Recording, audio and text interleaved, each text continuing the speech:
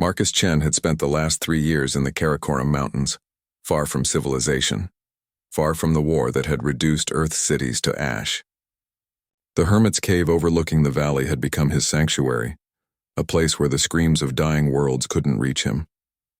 He'd been a combat medic once before the Convergence War broke him. The snowstorm hit without warning that evening, howling through the peaks like a wounded beast. Marcus was securing his supplies when he heard it, a sound that didn't belong to wind or wildlife. A cry, weak and frightened, cutting through the blizzard. He found her half buried in a snowdrift, her body glowing with a faint bioluminescence that pulsed erratically. She couldn't have been more than 12 in human years, though her kind aged differently. Her skin shimmered with chromatophores that shifted from blue to deep purple, and her large iridescent eyes reflected his headlamp like twin moons. An alien child alone and dying in Earth's most unforgiving terrain.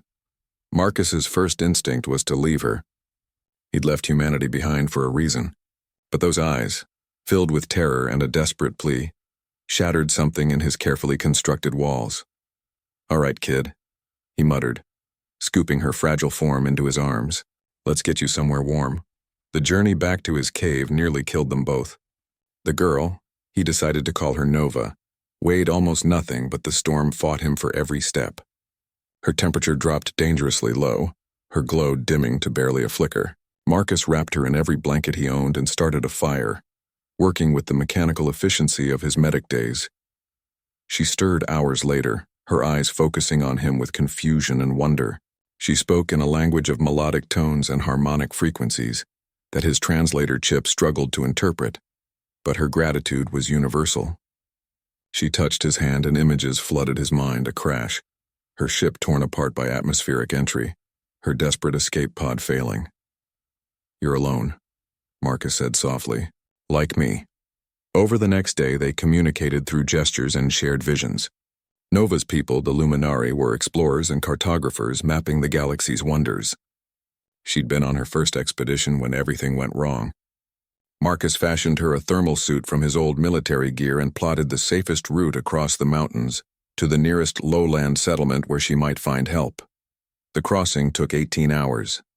Marcus moved like a ghost through terrain that would kill most men, Nova clinging to his back. He taught her how to step in his footprints, how to read the mountain's moods, how to survive. She, in turn, showed him star maps in his mind. Worlds of impossible beauty that the war had never touched. At the mountain's edge, where the snow gave way to rocky foothills, Marcus pointed toward the distant lights of a settlement. "That way," he said. "You'll find people there. Good luck, Nova." She hesitated, her colors shifting through a spectrum of emotions he was learning to read. Then she touched his face gently and transmitted one final image. Himself standing alone in his cave, surrounded by the ghosts he'd been running from. "I know," he whispered, "but this is what I deserve."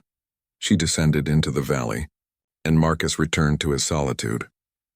The next morning, he woke to an impossible sound.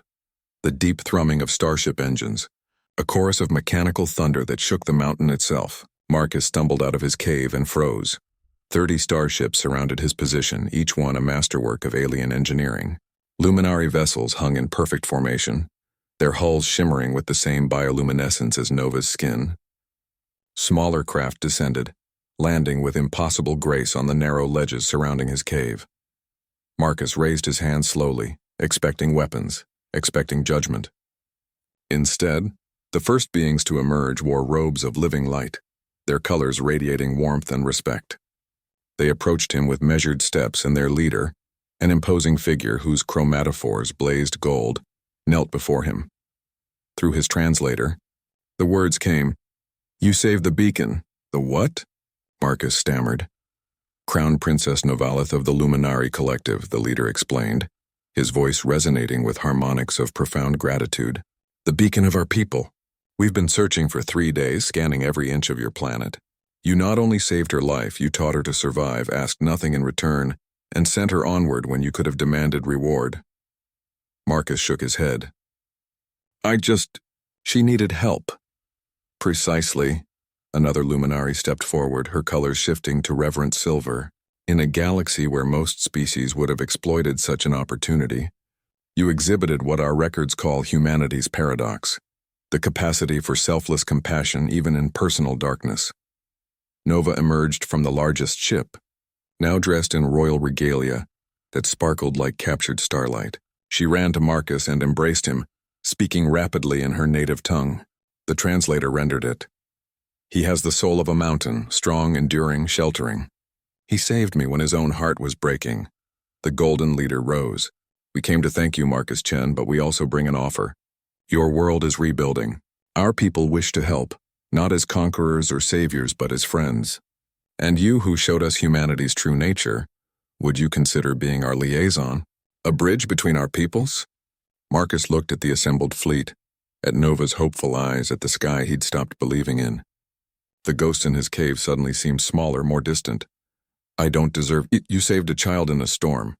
The leader interrupted gently. You expected nothing. You gained everything.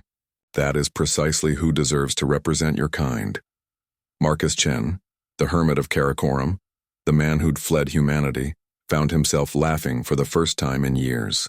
Perhaps, he thought, redemption wasn't something you earned in isolation. Perhaps it found you when you stopped running and simply chose to help. All right, he said finally. Let's talk. Above them, 30 starships blazed with light, a beacon of hope in a sky that had forgotten its meaning.